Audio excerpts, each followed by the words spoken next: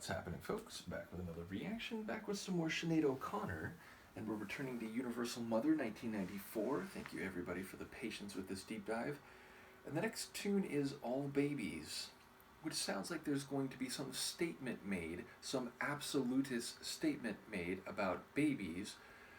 And given the maternal and child rearing themes on this album, I'm inclined to suspect that will be something positive or at least nurturing or rewarding. And yet, I don't know. I would not necessarily be terribly surprised if it's more complicated or even darker than that. But yes, my suspicion or my hypothesis, perhaps better yet, my speculation, is that it'll be more on the warm and uplifting side. Though again, it seems the phrase itself, at least on the page, is about babies and not necessarily about motherhood or mothering of babies. So, yes, nevertheless, I will try to follow what I can. This is Sinead O'Connor. The tune is All Babies, and it's from her 1994 album, Universal Mother.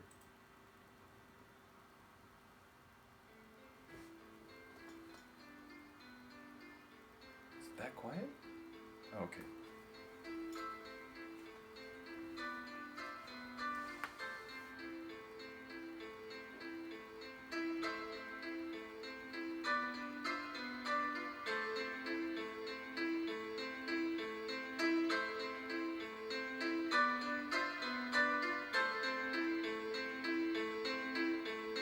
All babies are born saying God's name.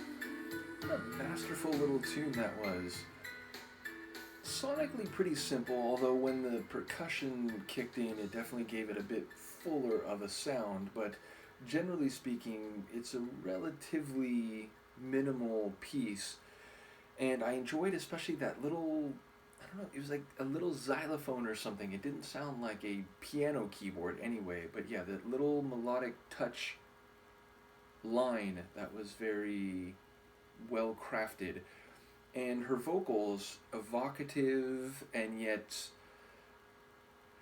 angelic, and yet by the end there was like a section where it was like, I mean, she wasn't keening, but it almost sounded like wailing, which is interesting because like when it started she's saying, you know, all babies are born saying God's name, they're all lifted up by angels, and right then my brain, because you know I do riff comedy, I watch shows and movies and make jokes, and I wanted to make a joke like, you know, all except the firstborn in Egypt, am I right? What, too soon? But as it went along, it suddenly seemed like, wait a minute, it's, you know, it is making this generational comment about babies, but it's also, it's seemingly saying like, you know, they're born of great pain, which, you know, we can think of the physical pain of childbirth, but also maybe the pain that comes with, you know, knowing that you're responsible and you know, have great difficult tasks in front of you, but then they're born into great pain, and I'm thinking, okay, the